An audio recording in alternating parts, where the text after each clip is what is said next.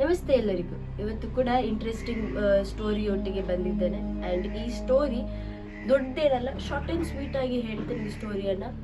ಅದರ ಮೊದಲು ನಮ್ಮ ಚಾನೆಲನ್ನು ಸಬ್ಸ್ಕ್ರೈಬ್ ಮಾಡಿದವರು ಸಬ್ಸ್ಕ್ರೈಬ್ ಮಾಡಿ ಹಾಗೂ ನಮಗೆ ಸಪೋರ್ಟ್ ಮಾಡಿ. ಬನ್ನಿ ವಿಡಿಯೋ ಸ್ಟಾರ್ಟ್ ಮಾಡುವ.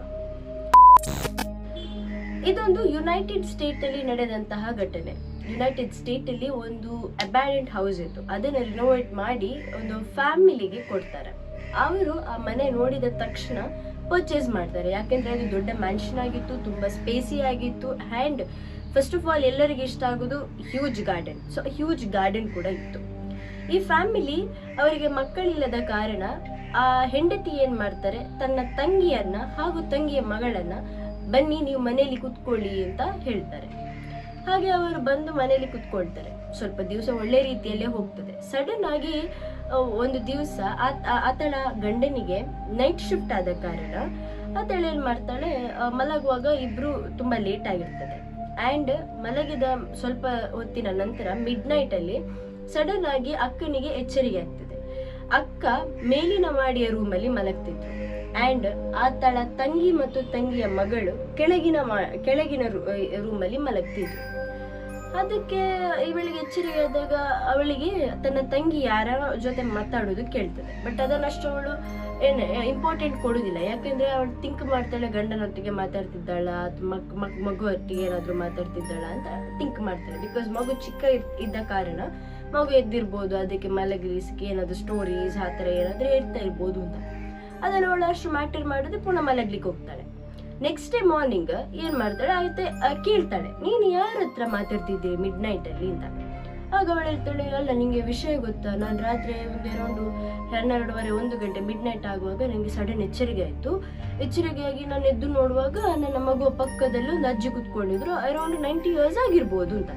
ನಾನು ಅವಳನ್ನು ಹೋಗು ಅಂತ ಹೇಳ್ತಿದ್ದೆ. ನಾನು ಅನ್ಕೊಂಡೆ ನೀನು ಯಾರನ್ನಾದ್ರೂ ಮೇಡನ್ನ ಇಟ್ಕೊಂಡಿರ್ಬೋದು. ಆಕೆಗೆ ನಾರ್ಮಲಿ ಮೇಡ್ಸ್ ಅಂದ್ರೆ ವಯಸ್ಸಾದವರಿಗೆ ಚಿಕ್ಕ ಚಿಕ್ಕ ಮಕ್ಕಳಂದ್ರೆ ತುಂಬಾ ಇಷ್ಟ ಅಲ್ವಾ. ಸೊ ಆದ ಕಾರಣ ಹಾಗೆ ಏನಾದ್ರೂ ಆಗಿರ್ಬೋದು. ನಾನು ಅದಕ್ಕೆ ಅವಳನ್ನ ನೀನು ಹೋಗಿ ಮಲಗು ಅಂತ ನಾನು ಅವಳನ್ನ ಹೋಗಿ ಅಂತ ಹೇಳ್ತಿದ್ದೆ ಅಂತ. ಅಕ್ಕನಿಗೆ ಶಾಕ್ ಆಗ್ತದೆ, ನಾನು ಯಾರು ಕೂಡ ಮೇಡನ್ನ ಇಡ್ಲೇ ಇಲ್ಲ ಅಲ್ವಾ ಅಂತ. ಮತ್ತೆ ಅದ್ಯಾರು ಆದ್ರೂ ಕೂಡ ಅವರಷ್ಟು ಇದು ಮಾಡುದಿಲ್ಲ. ಇರ್ಲಿ, ಮೋಸ್ಟ್ಲಿ ಮನೇಲಿ ಮುಂಚೆ ಇದ್ದವರು ಯಾರಾದ್ರೂ ಬಂದಿರ್ಬೋದು, ಅಂದ್ರೆ ಹತ್ತಿರದವರು ಅವ್ರಿಗೆ ಗೊತ್ತಿರ್ಬೋದು ಅಂತ ಅವ್ರು ಸುಮ್ಮನೆ ಆಗ್ತಾರೆ.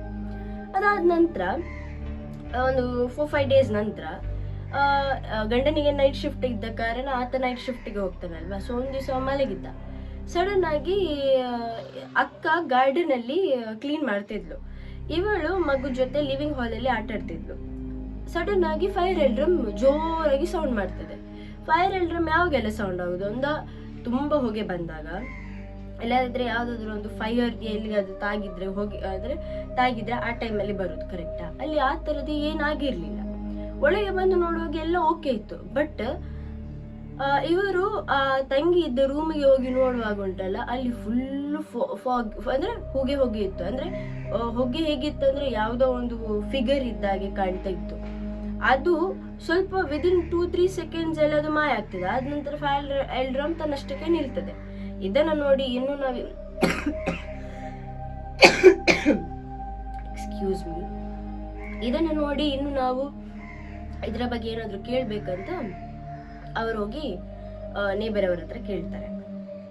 ನೇಬರ್ ಅವರ ಹತ್ರ ಕೇಳುವಾಗ ಅವರು ಹೇಳ್ತಾರೆ,